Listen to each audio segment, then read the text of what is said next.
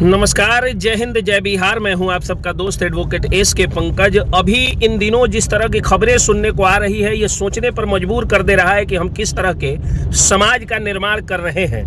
अभी कुछ दिन पहले आप लोगों ने देखा कि एक दोस्त ने पैसे के खातिर दोस्त का खून कर दिया। वहीं हम लोगों ने देखा कि जमीन के एक छोटे से टुकड़े के कारण सगे भाई ने सगे भाई का खून कर दिया।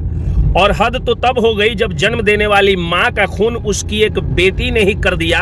एक विधवा औरत जो कि हरसिद्धि थाना क्षेत्र के घिउआ ढार की रहने वाली थी और अरेराज अनुमंडल की वो थी। अरेराज जो बाबा सोमेश्वर नाथ की धरती कही जाती है, चंपारण जो कि गांधी की कर्मभूमि कही जाती है, वहीं की वो लड़की सोनी कुमारी, जिसने अपनी माँ की सिर्फ इसलिए हत्या कर दी क्योंकि कथित रूप से उसकी माँ, पुलिस ने जैसा कि कहा कि उसकी माँ रोकती थी कि कई सारे लड़कों से तुम्हारा अफेयर ठीक नहीं है।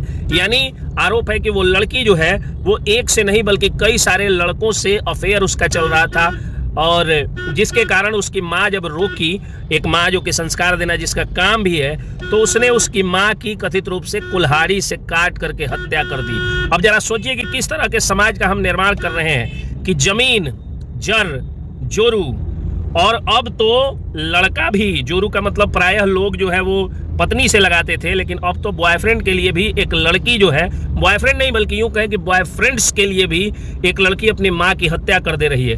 अब वो समय आ गया है जब लोगों को सिर्फ अपना रोजी रोजगार, पैसा कमाना, धन के लिए भुक्खड़ हो जाना और पैसे वालों को ही महत्व और इज्जत देना छोड़ करके और एक आदर्श समाज के निर्माण के लिए अब सबको अपनी भूमिका निभानी होगी। बुद्धिजीवियों को अब बोलना होगा और जहां भी आप रहें वहां आप गुंडों का, क्रिमिनल्स का, माफियाओं का और गलत ढंग से पैसा कमाने वालों का विरोध करें। अगर हम इसके लिए इज्जत देंगे कि वह व्यक्ति अच्छा है, वह व्यक्ति संस्कारी है, व्यवहार कुशल है, शिक्षित है, वो विद्वान है, वो कलाकार है, वह साहित्यकार है, वह समाज सेवी है, समय पड़ने पर लोगों की मदद करने वाला है, लोगों के लिए रक्तदान करने वाला है, आध्यात्म और भक्ति में लीन रहने वाला व्यक्ति है, वो ईश्वर का पुजारी है, भगवान का पुजारी है, अल्लाह का बंदा है।